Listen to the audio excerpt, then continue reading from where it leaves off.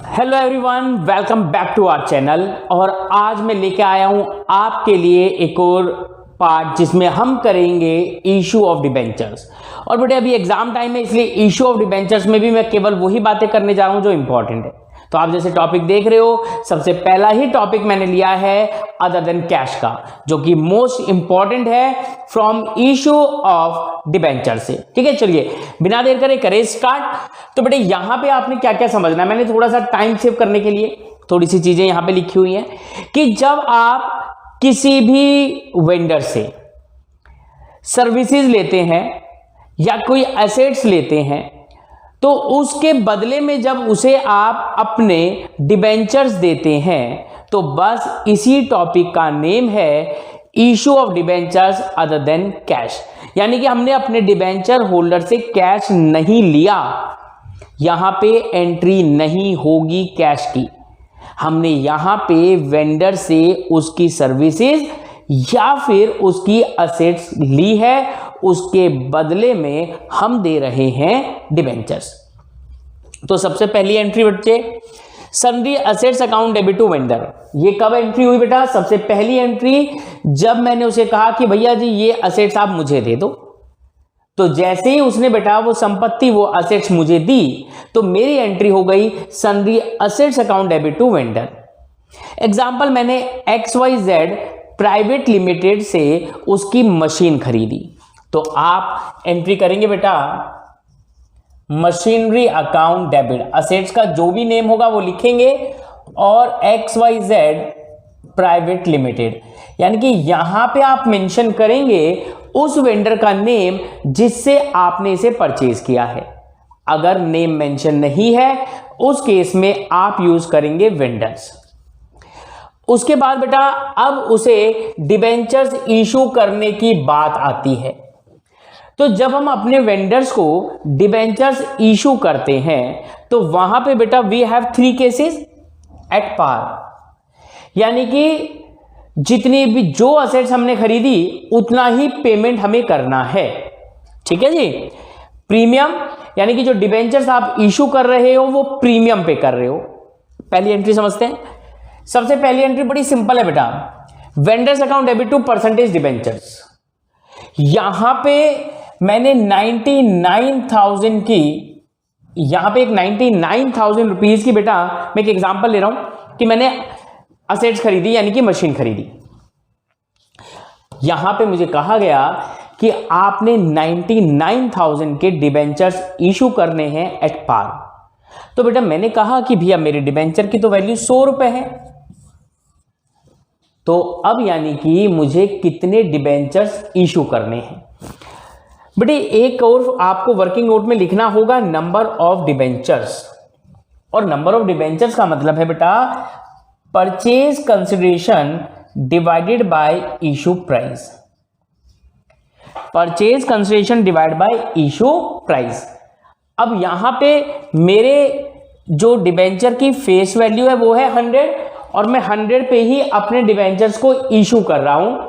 तो अब यहां पे बेटा 99,000 डिवाइडेड बाय 100, यानी कि आप नंबर ऑफ डिबेंचर्स कितने इशू कर रहे हो? 990। लेकिन जब बेटा पार वाला केस होता है ना, वहां पे नंबर ऑफ डिबेंचर्स की कोई रिक्वायरमेंट नहीं है। आप बस एक सिंपल सी एंट्री कर देंगे XYZ प्राइवेट लिमिटेड टू, यहां पे X परसेंटेज का मतलब है बेटा जब भी हमारी कंपनी डिबेंचर्स इशू करती है तो एक परसेंटेज लिखा होता है, यानी कि कितने इंटरेस्ट रेट वाले डिबेंचर्स हम इशू कर रहे हैं। तो इसका अभी कुछ नहीं करना, बस लिखना है। मैंने कहा जी ये तो 10% वाले डिबेंचर्स हैं, तो यहां पे बेटा मैंने इस तरीके से लिख दिया 10% डिबेंचर्स। देखिए यहां पे कोई जरूरत नहीं थी। लेकिन बेटा सेकंड केस, अगर क्वेश्चन कहता है कि हमने 10% के प्रीमियम पे अपने डिबेंचर्स को इशू किया है, इसका मतलब है फेस वैल्यू थी 100 रुपीज की, और अब आपने 10% प्रीमियम पे इसको पे किया, तो 10% का प्रीमियम होने के बाद बेटा आपका जो इशू प्राइस है, फेस वैल्यू थी 100 रुपीज और इसी का 10% आपने ऐड किया तो बेटा अब आपका जो इशू प्राइस है ना वो बन गया 110। अब एंट्री तो आपके सामने है, XYZ private limited to 10% debentures और टू सिक्योरिटी प्रीमियम। यहां पे बेटा जी मैं शॉर्टकट में लिख रहा हूं, आप कभी नहीं लिखेंगे। अब यहां पे बहुत जरूरी है कि हम वर्किंग नोट बनाएं और उसमें बताएं नंबर ऑफ डिबेंचर्स। देखो बेटा 99,000 डिवाइडेड बाय 110, 900, यानी कि आपने टोटल 900 डिबेंचर्स इशू किए इस बार। और बेटा जी 900 इंटू 100 यानी कि 90,000 के आपने डिबेंचर्स दिए हैं और 10 रुपीज का प्रीमियम और वेंडर का अमाउंट 99,000। बेटा ढंग से समझना, ये क्वेश्चन पक्का आने के इस बार चांसेस हैं। और इसके बाद बहुत अच्छी सीरीज लेके आऊंगा इंपॉर्टेंट क्वेश्चंस, ठीक है ना। हर एक चैप्टर से मैं बड़े लिमिटेड क्वेश्चंस लेकर आऊंगा और देखिएगा उन्हीं में से एग्जाम में आपको देखने को मिलेंगे। डिजिट शायद ऊपर नीचे हो जाए, पैटर्न वही होने वाला है। अब डिस्काउंट की बात कर लेते हैं बेटा। अब डिस्काउंट के अंदर सर एंट्री तो आपने की हुई है, बस एक काम करो, यहां पे वेंडर्स की जगह पे आप लिख दीजिए XYZ प्राइवेट लिमिटेड, ठीक है। अब बच्चे यहां पे भी आपको नंबर ऑफ डिवेंचर्स निकालने हैं, तो मैंने कहा 10% का डिस्काउंट है, यानी कि 100 रुपीज में से इसका 10% माइनस करने के बाद कितना आ गया बेटा इशू प्राइस 99,000 हमारा परचेज कंसिडरेशन है और 90 का हमारा इशू प्राइस है। ये लो जी, यहां से नंबर ऑफ डिबेंचर्स आगे बेटा जी 1100। तो डिबेंचर यहां पे हमेशा इसकी क्या लिखनी पड़ती है बेटा जी फेस वैल्यू, तो 1100 इंटू 100। जब भी मैं X% मैं 10% वाले लेके चल रहा हूं, तो ये जो 10% डिबेंचर्स हैं बेटा यहां पे मैं लिखूंगा फेस वैल्यू 1100 इंटू 100, 1,10,000। 1100 इंटू 10 क्योंकि डिस्काउंट हुआ है 10 का 11,000 और बेटा जी ऊपर आ जाएगा 99,000। अब आप एक बात नोटिस कर रहे होंगे कि जब भी हमने बेटा किसी भी केस के बारे में बात की तो सभी केसेस के अंदर जो आप देख रहे हो आपके वेंडर का अमाउंट सभी केसेस के अंदर बिल्कुल सेम है। यानी कि क्वेश्चन आपसे कैसे भी बात करे पार प्रीमियम डिस्काउंट, लेकिन सभी केसेस के अंदर जो आपका वेंडर है जिससे आपने असेट्स खरीदी है उसका अमाउंट जो है वो सभी में सेम रहने वाला है। नीचे जो परसेंटेज डिबेंचर है वो हर एक केस के अंदर क्या होने वाला है चेंज होने वाला है। तो ये एक छोटा सा बेसिक सा कॉन्सेप्ट है किसका बेटा issue of debentures other than cash. ठीक है, चलिए अब एक एग्जांपल एक क्वेश्चन और ले लेता हूं ताकि बिल्कुल एकदम क्लियर हो जाएगा ना सारी चीजें। अब मैंने यहां पे एक और एग्जांपल लिया है और बेटे यहां पे हमने क्या लिया कि एक एसेट्स खरीदी है 7 लाख रुपीस की और उस बिजनेस की हमने लायबिलिटीज भी ले ली, यानी कि मैंने किसी का रनिंग बिजनेस टेक ओवर कर लिया, तो अब उसकी सारी एसेट्स भी मेरी हो गई और सारी लायबिलिटीज भी मेरी हो गई। अब उसने कहा कि 7 लाख रुपीस की आप हमारी असेट्स ले लीजिए, तो बेटा मैं लिखूंगा सन्ड्री एसेट्स अकाउंट डेबिट। और आपको एक बात बताऊंगा कि जितनी भी असेट्स आप टेक ओवर करेंगे, अगर क्वेश्चन में लिखा है मशीन फर्नीचर सब चीजें आपने ली हैं तो सभी को अलग अलग डेबिट करेंगे। Machinery account debit, furniture account debit, investment account debit, यानी कि सभी एसेट्स को इंडिविजुअल आप डेबिट करेंगे। अब बच्चे उसने कहा कि 60,000 की मेरी लायबिलिटीज आप पे कर देना और 660 आप मुझे दे देना। ठीक है भैया आप ले लेना। अब आप यहां पे एक चीज देखिए बेटा 7 लाख रुपीस की असेट्स मेरे पास आई और मैंने कहा ठीक है जी, मैंने कहा कि आपकी जितनी भी लायबिलिटीज हैं वो मैं पे कर दूंगा और साथ साथ आपको बोले तो यहां पे नेम दिया होगा ये रहा वाई लिमिटेड। ठीक है, नरेशन जरूर लिखेंगे।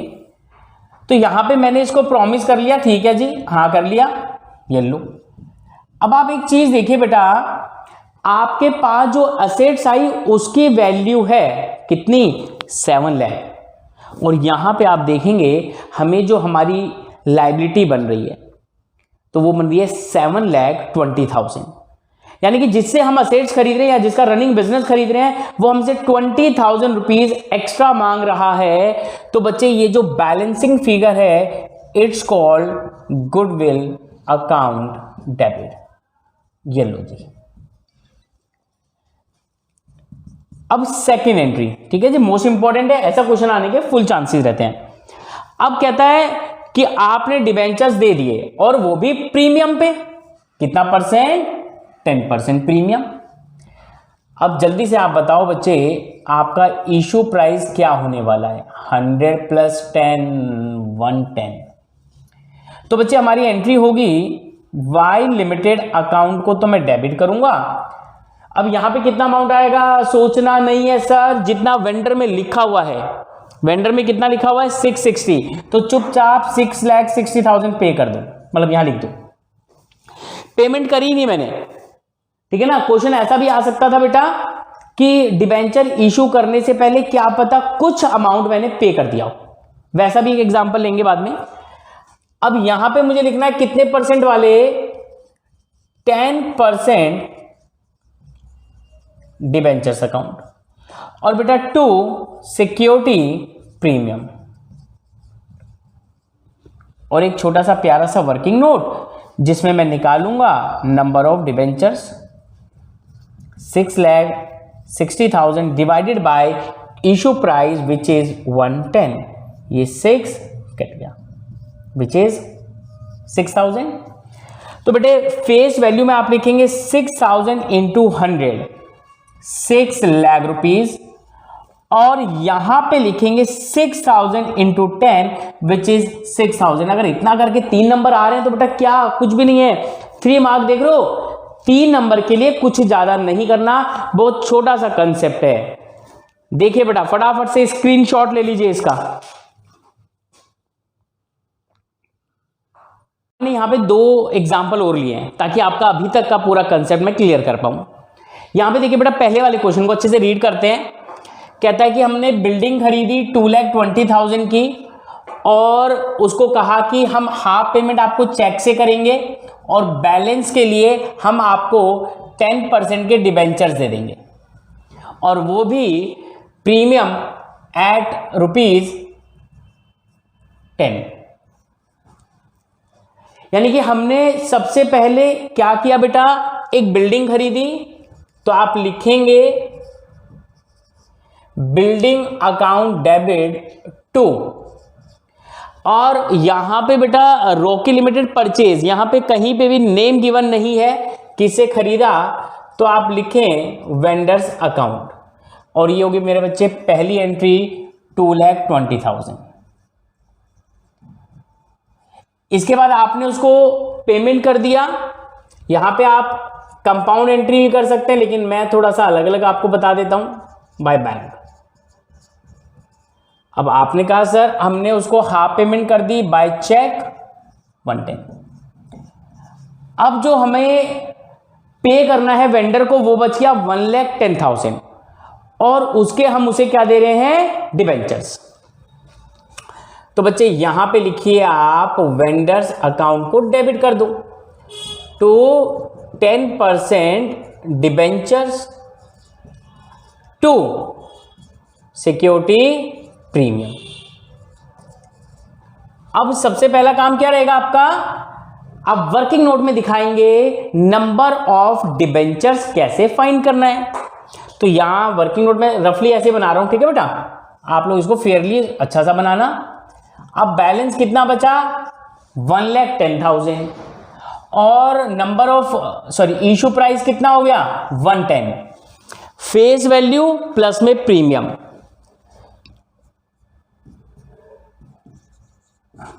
1000। तो अब यहां पे आप लिखेंगे सर 1000 इंटू 100, यानी कि सर यहां पे आ गया 1 लाख। 1000 इंटू 10 10,000। और इसमें तो सोचना ही नहीं है बेटा, प्लस प्लस करने की कोई जरूरत नहीं है, वो दिया हुआ अमाउंट वही अमाउंट यहां पे आ गया 1,10,000। तो ये क्या केस था बेटा कि वेंडर्स को डिबेंचर देने से पहले अगर हमने उन्हें कोई पेमेंट की है तो एंट्री क्या होने वाली है, राइट। चलिए अब देखते हैं हम सेकंड क्वेश्चन। चलिए बेटा अब ये वाला क्वेश्चन देख लेते हैं, सेकंड क्वेश्चन। इसमें कहता है परचेज की हमने फॉलोइंग एसेट्स। सबसे पहले लैंड एंड बिल्डिंग, ठीक है जी। कहता है जी लैंड एंड बिल्डिंग 6 लाख की थी और आपने इसे 8,40,000 कर लेता हूं, 8,40,000 रुपीज में हमने इसको खरीदा है। बेटे यहां पे हमेशा एग्रीड वैल्यू लिखेंगे आप। फिर आपने प्लांट एंड मशीनरी भी खरीदी, वो कितने की खरीदी है 3,60,000, यानी कि टोटल हमारे पास 12 लाख रुपीज की एसेट्स आ चुकी है। और अभी हमें देना क्या है बेटा, ओनली 11 लाख रुपीज में हमारा परचेज कंसिडरेशन हो रहा है। तो हमने कहा जी इसको हमें देना है 11 लाख। बहुत बढ़िया। अब यहां पे देखो ना, अगर आपने कोई एसेट खरीदी 12 लाख की और उसके बदले में कितना देना, ओनली 11 लाख, तो ये जो 1 लाख रुपीज का बैलेंस नीचे बचेगा बेटा, इट्स कॉल्ड कैपिटल रिजर्व। ये लो जी 11 लाख रुपीज पे करना है फॉर 12 लाख रुपीज। 12 लाख की एसेट्स, परचेज कंसिडरेशन बना ओनली 11 लाख, तो 1 लाख का कैपिटल रिजर्व आ गया। अब पेमेंट में क्या कर रहे हो बेटा, यहां पे इस केस में मैंने बैंक लिखा था और यहां पे लिखा हुआ है कि आपने बिल्स ऑफ एक्सचेंज यानी कि बिल्स पेबल, यहां पे मैंने 2 एंट्री की थी ना बेटा। अब इसमें मैं आपको कंपाउंड एंट्री बताऊंगा, वो कंपाउंड एंट्री आप इस केस में भी कर सकते हो और इस केस में भी। एक्स लिमिटेड अकाउंट को डेबिट करते हैं बेटा बिना सोचे समझे 11 लाख से टू बिल्स पेबल अकाउंट। अब आपने बिल्स पेबल कितना कर दिया बच्चे, 2 लाख रुपीज, राइट। हाँ जी 2 लाख रुपीज आपने पे कर दिया। और उसके बाद यहां आप लिखेंगे 2, कितने परसेंट वाले हैं, 8%। 8% डिबेंचर्स अकाउंट और 2 सिक्योरिटी प्रीमियम अकाउंट।